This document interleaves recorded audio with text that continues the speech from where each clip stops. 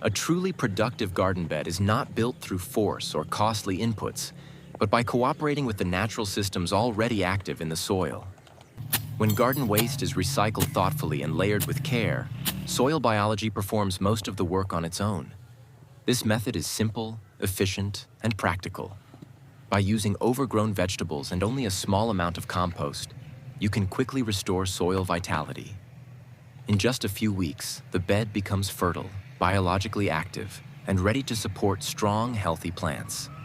The key principles are proper preparation, correct layering, and creating the right conditions for soil organisms to thrive.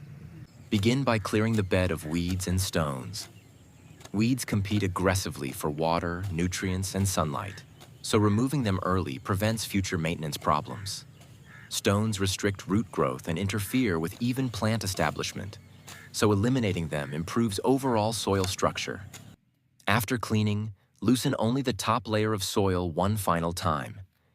This improves airflow, reduces compaction, and creates a welcoming environment for beneficial microbes.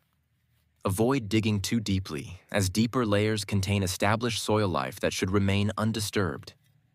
This light turning also mixes in small organic residues and exposes harmful insects to birds and sunlight, naturally reducing pest pressure. Once the bed is prepared, make use of materials already available in the garden. Overgrown, woody, or inedible vegetables should not be discarded. These plants have already drawn valuable nutrients, such as nitrogen, potassium, calcium, and trace minerals, from deep within the soil. Returning them to the bed recycles those nutrients for the next crop.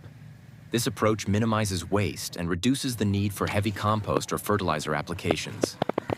Before adding them to the bed, chop the vegetables into small pieces.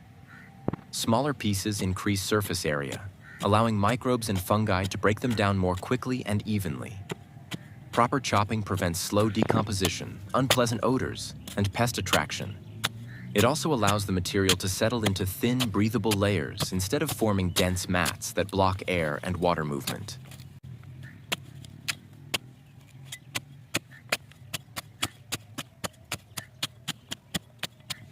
Spread the chopped vegetables directly over the soil surface. This fresh layer is rich in moisture and nitrogen, providing immediate food for bacteria, fungi, and earthworms. As decomposition begins, these organisms convert the organic matter into nutrients that plants can absorb. This layer also helps retain moisture in warm conditions, reducing water loss and improving soil hydration. Next, take the leaves, skins, and tougher outer portions of the vegetables. Chop them finely and spread them over the first layer. This material contains more carbon, helping balance the nitrogen-rich base layer. A balanced carbon-to-nitrogen ratio supports steady microbial activity and prevents nutrient loss. This covering also reduces odors and discourages flies or animals. The mixture of soft and fibrous material creates small air pockets that promote healthy aerobic decomposition.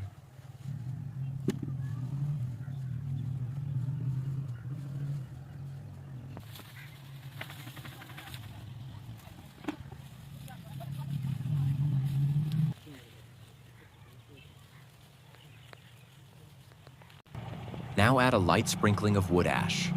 Only use ash produced from clean, untreated wood such as dry branches, pruning waste, or fallen sticks. Burn the wood completely until fine gray ash remains and allow it to cool fully before use. Avoid ash from painted or chemically treated materials. When applied sparingly, wood ash supplies valuable minerals, especially potassium and calcium. Potassium supports flowering and fruiting, while calcium strengthens plant structure. Ash can also gently reduce excess acidity and may help deter certain soil pests. Moderation is important to maintain mineral balance. After applying the ash, cover the entire surface with ordinary garden soil. This layer acts as a protective mulch. It traps warmth and moisture, creating ideal conditions for microbial activity. It prevents pests, odors, and nutrient loss by sealing the organic material beneath the surface.